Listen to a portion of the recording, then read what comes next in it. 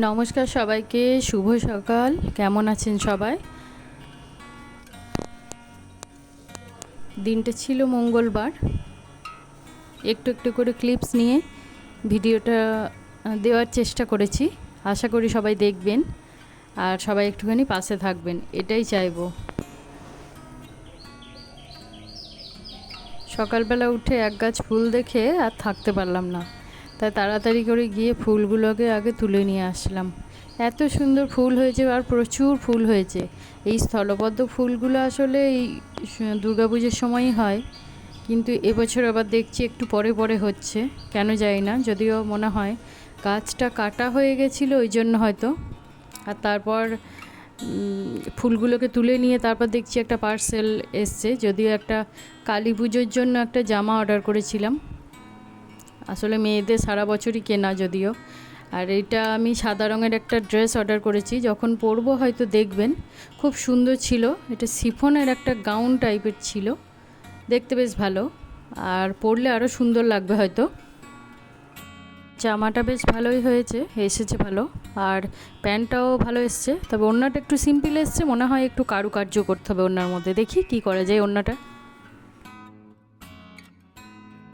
আর তারপর দিনটা যেহেতু মঙ্গলবার ছিল, আমরা নিরামিষ খাই, তাই আজকে একটা সুন্দর পনিরের একটা নিরামিষ রেসিপি দেখাবো।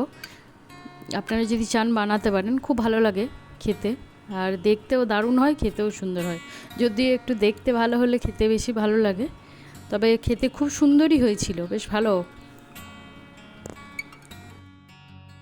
এই নিরামিষ পনিরের রেসিপিটা বানাতে কড়াইয়ে প্রথমে সাদা তেল, একটু লবণ, একটু হলুদ দিয়েছিলাম। আর পনির আপনারা যেরমভাবে কাটতে পারেন নিজের ইচ্ছা মতো, আমি একটু বড় করেই কাটি। বড় করে একটু কেটে পনিরগুলোকে ভেজে নিয়েছিলাম। অল্প তেলটা গরম হলে পনিরগুলোকে ছেড়ে দিয়ে এপিট ওপিট করে হালকা করে ভেজে নিয়েছিলাম। খুব একটা বেশি ভাজিনি, তাতে বাজে লাগে খেতে। এই পনিরগুলোকে একটু ভেজে নিয়ে তুলে রেখে দেবো।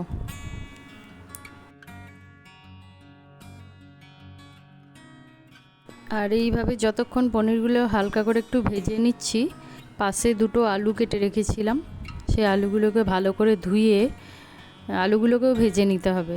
মানে জিনিসটা একটু পনির আলু এগুলোকে ভাজলে খেতে বেশি সুন্দর লাগে, যেহেতু নিরামিষ তো। আর সমস্তটাই ঘরে বাটা মশলা দিয়েই করেছিলাম, তাই ওই যে পনিরটা ভেজেছিলাম ওই পনিরের তেলের মধ্যেই, অল্প তেলে রান্না আমি করতে পছন্দ করি, ওই তেলের মধ্যে আলুগুলোকে ছেড়ে দিয়েছিলাম। আর একটু আলুতেও লবণ আর একটু হলুদ দিয়ে দেবো, দিয়ে ঢাকা দিয়ে আলুটাকে একটু ভাজতে দেবো, হালকা আঁচে একটু ভেজে নেবো। তাতে কি হবে, আলুটা সিদ্ধ হয়ে যাবে আর খেতেও ভালো লাগবে।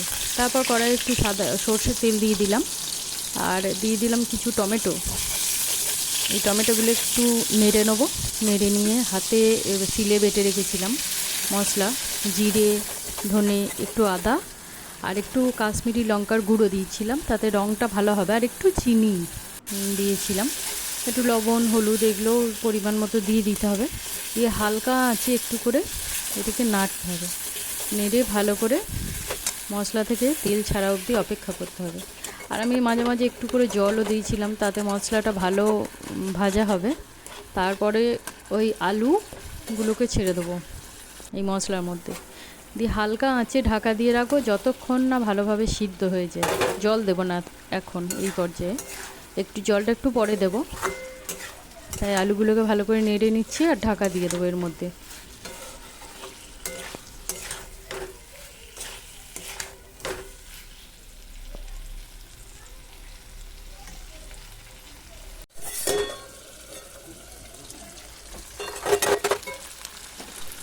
কিছুক্ষণ পর ঢাকাটা খুললাম, ঢাকাটা খুলে আমি একটু চেক করে নেবো আলুটা সিদ্ধ হয়েছে কিনা। অবশ্যই সিদ্ধ হয়ে গিয়েছে আলুটা। এমন পর্যায়ে জল দিয়ে দেবো। জল একটু গরম জল দিয়েছিলাম, আর জলটা তো সঙ্গে সঙ্গেই ফুটে যাবে। সাথে সাথে দিয়ে দেবো পনিরগুলো। পনিরের টুকরোগুলো দিয়ে দেওয়ার পর ওই পাশে একটু গরম মশলা বেটে নিলাম, তাতে একটু এলাচ আর একটু দারচিনি দিয়েছিলাম, সেটা বেটে রেখে দিয়েছিলাম, ওটা বেটে দিয়ে দিলাম। আর সাথে একটু ঘিও দিয়েছিলাম।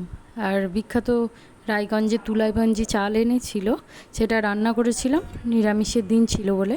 আর সাথে পোস্ত আর পনিরের সবজিটা, তো আজকের ভিডিওটা এতটাই থাক, কেমন লাগলো অবশ্যই জানাবেন আর সবাই পাশে থাকবেন।